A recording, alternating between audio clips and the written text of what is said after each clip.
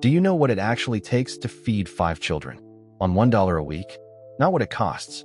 What it takes. The planning that starts on Sunday night, looking at what is left. The math you run, so fast it stops feeling like math. The moment you open the icebox, and the answer is less than you need, and you make lunch anyway.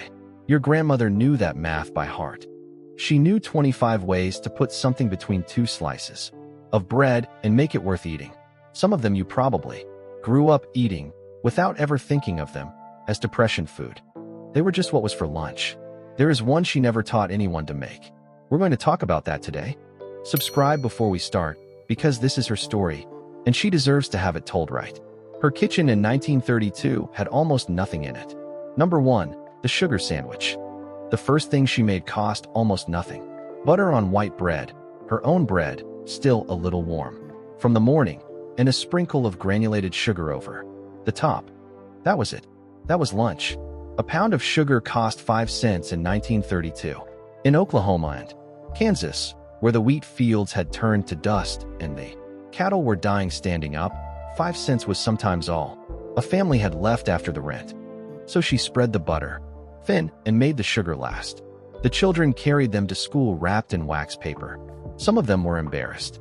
They'd seen what the other kids brought, but they ate every crumb because by noon, they were hungry enough that embarrassment didn't matter anymore. What she knew, without anyone telling her, without a nutrition pamphlet from the county office, was that fat and sugar together hit the blood fast. A child who ate that sandwich at noon could still carry wood at 4 o'clock, could still do the arithmetic on the blackboard, could make it to supper without crying from hunger. She wasn't guessing. She'd watched it work, and the butter and sugar sandwich was just the beginning of what she had figured out. Number 2, the fried egg sandwich, 1 egg. That's all it took. She cracked it into the skillet in the morning bacon grease, never threw the grease away, kept it in a tin by the stove, and let it fry until the edges went crisp and brown and the yolk was still soft in the middle. Laid it on bread. That was breakfast. Sometimes lunch. Eggs cost 12 cents a dozen in 1932. Families who kept chickens in the backyard paid even less. And the bacon grease, what looked like nothing, what most people would have rinsed down the drain, carried the flavor of every pork chop and strip of bacon the family had eaten for weeks. The memory of meat, held in a tin by the stove. That egg sandwich was the most complete protein she could put on the table for less than a penny. She didn't know the science. She knew the children came back for it every time. Number 3, the bean sandwich, Sunday night. She put the beans on. Dried pinto beans, a pound for 5 cents, soaked overnight and cooked until they were soft and giving. She served them hot for Sunday dinner, with cornbread if she had the meal. Then Monday morning, whatever was left in the pot went into the icebox. By noon the cold beans had thickened up. She mashed them slightly, with a fork, not smooth, just rough enough to spread, and put them between 2 slices of bread. Sometimes a slice of raw onion on top. Sometimes a few drops of hot sauce, if there was any. Railroad workers in Texas carried these in their lunch pails. Oil field workers in New Mexico ate them at noon in the heat. A pound of dried beans could feed a family for a week. That's the math she was running every Sunday night before she went to bed. Number 4, the potato sandwich. Nothing left the table in her kitchen. When she served mashed potatoes for dinner, and she served them often, because potatoes were 2 cents a pound, and 10 pounds could carry a family through a week. Whatever didn't get eaten went into the icebox in a bowl covered with a cloth. The next morning it was cold and stiff. She spread it on bread like butter, thick, added a little salt, sometimes a thin scrape of mustard, if she had it. That was lunch, dense and filling in a way that lighter food couldn't match. Factory workers from Buffalo to Baltimore carried potato sandwiches in their lunch pails, because a potato sandwich at noon meant you could still lift at 4 o'clock. She made it from what was already there. She never thought of it as clever. It was just what you did with what was left. Number 5, the tomato sandwich. There were a few weeks every summer when everything changed. When the garden came in, the tomatoes especially, the table felt different. She'd go out in the morning while the dew was still on the vines and come back with more than she could use in a day. At noon she cut them thick, laid them on white bread with a good spread of mayonnaise, Duke's if she was in the south, Hellman's further north, salt, black pepper, nothing else. No cooking. No money beyond the bread and the jar of mayo. For a few weeks every August, poor families ate like kings. The tomatoes were free from the ground they had worked all spring. The sandwich was cool and sweet and tasted like the garden itself. She smiled at the plate those weeks. It was hard to miss. Number 6, the pimento cheese sandwich. When there was a church potluck, she made pimento cheese. She shredded the cheddar herself, bought the least expensive block she could find, because even cheap cheddar stretched further than anything else when you mixed it right. Chopped pimentos from the can, mayonnaise to hold it together, salt and black pepper. She kept the exact amounts to herself. Every woman on that church committee had her own version, and nobody shared the full recipe. That was understood. The pimento cheese sandwich was what she brought to funerals, to covered dish suppers, to the occasional Saturday gathering, when family came in from out of town. It cost less than ham. It fed more people than you'd expect. And it looked like something, layered thick on soft white bread, cut corner to corner. It said, without saying a word, "We are not without. We know how to do this." Number 7, the optimistic pear. Not everything she made was about necessity. Some of it was about wanting to feel like things were going to be all right. Olive loaf was sliced deli meat, pink, and speckled with pimento stuffed olives, and it cost more than plain bologna. Not much more, but enough that putting it on the table meant something. It sat between bologna and real ham on the price scale, and that middle ground was exactly where she wanted to be. Not rich, not desperate, somewhere in between, holding her own. The banana sandwich sat at the other end of that feeling entirely. Sliced bananas on buttered bread, sometimes a sprinkle of sugar. The children went crazy for it.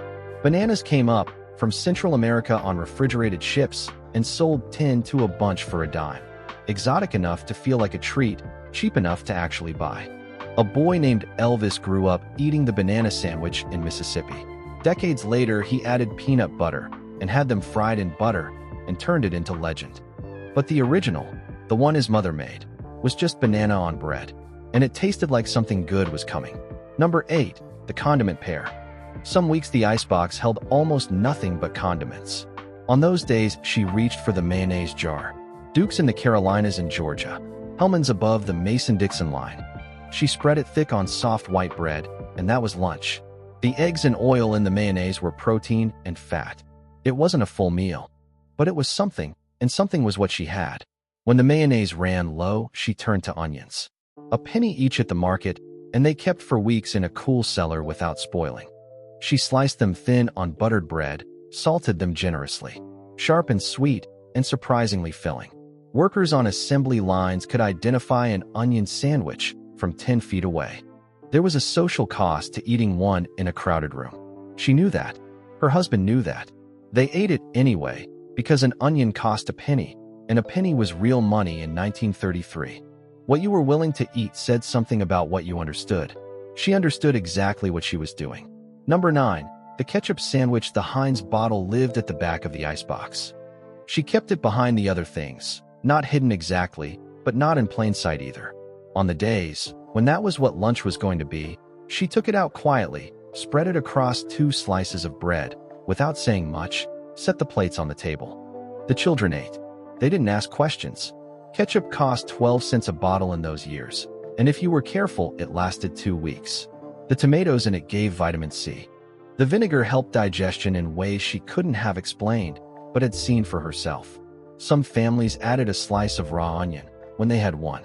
In Detroit and Pittsburgh, where the factory closures had left entire neighborhoods without a paycheck, the ketchup sandwich was common enough that children stopped noticing its strangeness. It was just what there was. She never explained it. She just put the plate down and sat with them while they ate. Number 10, the bread and gravy sandwich. She could make a roast last 6 days. Day 1 and 2, the roast itself stretched across as many plates as it would reach. Day 3, a hash, the meat chopped small and fried with whatever vegetables she had. Days 4, 5, and 6, the gravy. Beef drippings from the bottom of the pan, a spoonful of flour stirred in, water added slowly, salt. She heated it until it thickened and poured it between 2 slices of bread. Sometimes she laid the bread open and ladled the gravy over the top. Sometimes she pressed the slices together and let the bread soak through. The children tipped their bowls to get the last of it. A single roast carried a family through nearly a week if she managed it right. Nothing went into the garbage. Nothing was rinsed away. The memory of that meat stayed on the table long after the meat itself was gone. Number 11. The hot water cornbread sandwich. This one didn't come from her mother's kitchen. It came from next door, or down the road, or from the woman at church, whose family had been making it since before anyone could remember. Cornmeal mixed with boiling water, shaped into small flat patties, with wet hands, fried in lard, until the outside went crisp and the inside stayed dense and tender. The boiling water was the key. It worked the starches in the cornmeal in a way that cold water couldn't, making the bread heavier and more filling. Whoever first figured that out had been feeding people on very little for a very long time. It was African American ingenuity, passed through generations of women who had learned to cook under conditions that most cookbooks never acknowledged. Split open while still hot and filled with sorghum syrup or a scrape of bacon grease, it became the poor man's sandwich below the Mason-Dixon line. She learned it from someone who knew. She made it her own. That's how the best things travel. Number 12. The salmon patty sandwich. Every Friday, it was the same. She opened the can, 15 cents, canned pink salmon, drained it into a bowl, worked in cracker crumbs and a beaten egg to hold everything together, shaped the mixture into 8 patties with her hands, and laid them into the hot skillet. For minutes aside, until the outside was golden and the inside was set. Catholic families who couldn't afford fresh fish had been eating this on Fridays for years. The ritual came first, no meat on Fridays, and the salmon patty was the answer the pantry gave back when fresh fish was too expensive or too far. 8 patties from one 15-cent can, on bread with a little mustard or a smear of mayo. It was a complete meal. The ritual outlasted the poverty that created it. Long after families could afford other things, they still made salmon patties on Friday because that was what Friday meant. Some things stay because they're good. This one stayed because it was both. Number 13. The immigrant pair. Her mother-in-law had come over from somewhere in Bavaria, and she brought her food knowledge with her like a second suitcase. Liverwurst was the German-American answer to protein scarcity. Liver sausage ground smooth, spread on dark rye bread, with a slice of raw onion and a smear of yellow mustard. It cost less than almost any other prepared meat because it used parts of the pig that most American butchers couldn't otherwise sell. The flavor was rich and deep and a little earthy, and if you grew up eating it, you never stopped wanting it. Head cheese was the same logic carried further. Bits and pieces from the pig's head simmered long and slow until everything set up firm in the cooking liquid. Sliced thin on bread with mustard, it was something many immigrant families considered a proper delicacy. Both of them faded when the next generation grew up and wanted to seem more American, wanted to put distance between themselves and the old country kitchen. She understood the impulse. She never shared it. She made both of them her whole life and never once thought she needed to apologize for it. Number 14. The forgotten cuts pair. The butcher knew her by name. She went on Thursdays when the week's supply was nearly gone and the prices came down on the cuts other customers wouldn't take. Beef tongue was 20 cents a pound when regular beef cost twice that. She'd take it home and put it in the pot with water and an onion and let it simmer for hours until the tough muscle became something else entirely, silky and mild and deeply beefy, slicing like the finest roast you ever put a knife through. On dark rye with mustard and horseradish. That was the tongue sandwich. Children who grew up eating it remembered it as a luxury, not realizing until years later that their mother had bought the cheapest cut in the case. Souse was the same knowledge, different tradition. In African American kitchens across the South, pig's feet and ears were pickled in vinegar and spices and pressed into a loaf that sliced clean and thin. The parts the butcher couldn't sell to his regular customers went for pennies. Those pennies fed generations. Both of these sandwiches came from the same understanding that the best cooks are not the ones with the most to work with. They are the ones who know exactly what to do with what everyone else walked past. Number 15. The children's pair. There were 2 sandwiches she made purely for love. The first one started with a box of Ritz crackers and a conviction that her children deserved something that tasted like dessert. She baked the crackers with lemon juice, sugar, and cinnamon until they softened and sweetened and somehow, improbably, completely, tasted like apple filling. Tucked between two slices of bread, it became the mock apple pie sandwich. Her children had never tasted a real apple pie. They didn't know that. They ate those sandwiches with the same happiness as any child who had ever been handed something sweet and unexpected in the middle of a hard week. The cheese dream worked on a different principle. A slice of American cheese laid on bread and set under the broiler until it bubbled and browned and went from pale and rubbery to something rich and satisfying. Simple heat. That was the whole trick. When the economy recovered, both sandwiches disappeared from the table almost overnight. But the children, who had eaten them as kids, they remembered. You don't forget the things someone made for you when they didn't have much to make them with. Number 16, the bread and butter pickle sandwich. This one sounds like a mistake until you eat one. Bread and butter pickles, sweet and sour, thinly sliced, layered thick between two slices of buttered bread. No meat, no cheese, just the pickles and the bread and the butter. She made her own pickles in late summer, when the cucumbers were too many to eat fresh. Packed them into jars with vinegar and sugar and turmeric and set them in the cellar. A few jars carried through to January if she rationed carefully. In 2019, 80 years after the Depression ended, food scientists published research finding that fermented vegetables create beneficial bacteria that help digestion and that vinegar helps regulate blood sugar. What looked from the outside like a desperation meal turned out to be genuinely good for the body. She didn't need the research. She'd watched it work. The family that ate this way didn't get sick as often. She noticed. She kept making the pickles. The science caught up with her eventually. It usually does. Number 17, the lard sandwich. The coal fields of Pennsylvania and West Virginia ran on this sandwich. Lard spread thick on day-old bread, a generous pinch of salt pressed into the top. A 5-pound bucket cost 30 cents and lasted a family a month. Nearly 900 calories in a single sandwich, more than most modern meal replacement bars promise at 4 times the price. For men swinging pickaxes underground for 12 hours, those calories were not optional. The difference between eating enough fat in the morning and not eating enough was the difference between finishing a shift and being carried out. She knew this. She spread it thick without apologizing for it. Vegetable shortening arrived in the 1940s with advertising that promised cleanliness and modernity and a break from the old-fashioned ways. Lard retreated from American kitchens almost completely within a generation. She had switched by then. Everybody had. But she never quite believed the new stuff was better. Number 18, the last pair. By this point in a bad week, there wasn't much left.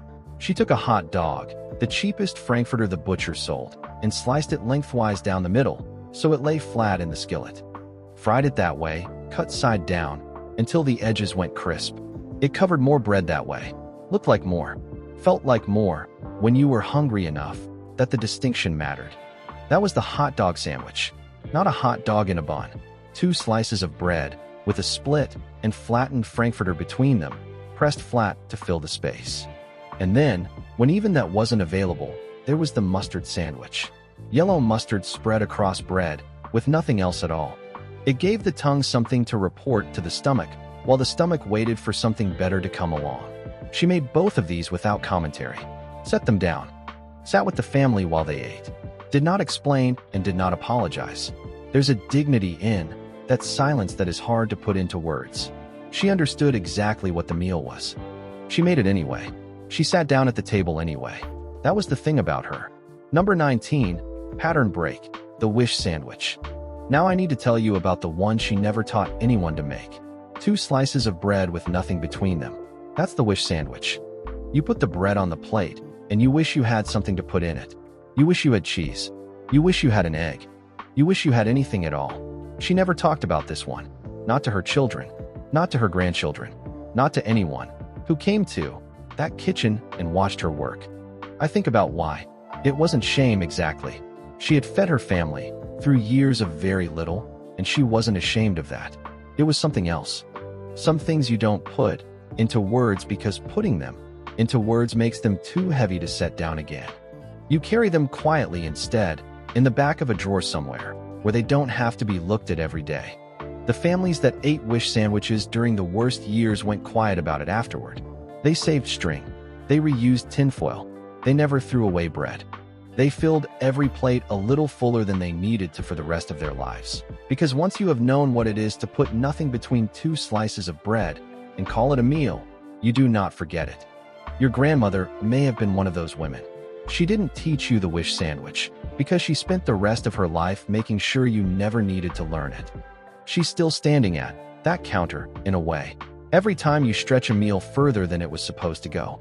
Every time you fry an egg in the grease instead of throwing the grease away. Every time you look at what's left in the refrigerator on a Thursday night and make something out of it that actually feeds people. She's in that. She didn't call it skill. She didn't write it down. She didn't teach it as a lesson because it wasn't a lesson to her. It was just cooking. But look at what she built from that counter with almost nothing on it. 25 ways to feed the people she loved. A system so complete that her grandchildren still use parts of it without knowing where it came from. She wasn't making do. She was running a kitchen the way a good engineer runs a machine. Nothing wasted, everything accounted for, every problem met with what was already there. The depression ended. Her habits didn't. She carried them into better years, and they still worked, because good thinking doesn't stop working just because the circumstances change. There are kitchens all over this country where some version of what she knew is still being practiced. Not as history, not as something that needs to be brought back. Just as the way things are done. She would recognize it immediately.